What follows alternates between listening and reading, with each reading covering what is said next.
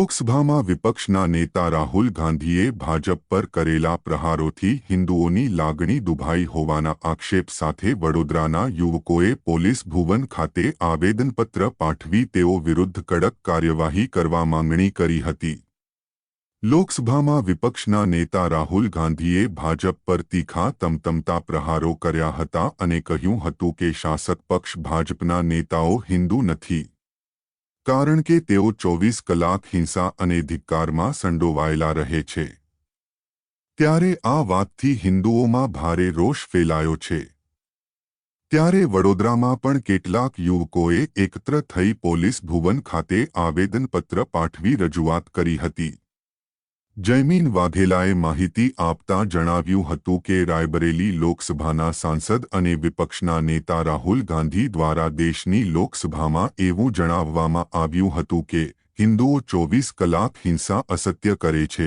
એમના આવા નિવેદનથી ભારતમાં વસતા 120 કરોડથી વધુ હિન્દુ લોકોની લાગણી દુભાઈ છે અને એક હિન્દુ તરીકે મારી પણ લાગણી દુભાઈ છે।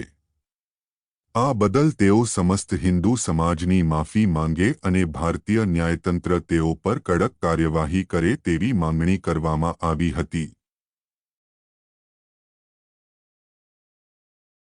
આજે અમે માનનીય શ્રી પોલીસ કમિશનર સાહેબની કચેરીમાં આવ્યા છે જે ગઈકાલે લોકસભામાં વિપક્ષના નેતા રાહુલ ગાંધીએ જે પ્રમાણેની હિન્દુ લોકો માટે અને હિન્દુત્વ માટે જે પ્રમાણે ટિપ્પણી કરી તેના વિરોધમાં તેમના વિરુદ્ધ જે કાર્યવાહી કરવામાં આવે તેને માટે આજે અમે પોલીસ કમિશનર સાહેબને આવેદનપત્રમાં આવે છે। રાહુલ ગાંધી દ્વારા અવારનવાર આવા જ શબ્દોનો ઉપયોગ કરવામાં આવે છે અને આવા જ વિષયો પર ખબર નહીં શું કરીને આવે છે કે શું કરે છે એમને ખબર, પણ આ રીતનું વર્તન ને આ રીતની વિષય જે લોકસભામાં તમે ના કરી શકો, જે દેશનું ગૌરવ છે, ગર્વ છે, લોકતંત્રનું મંદિર કહેવાય, જ્યાં તમે એકમાત્ર સમાજ વિરુદ્ધ આવું શબ્દનો ઉપયોગ ના કરી શકાય।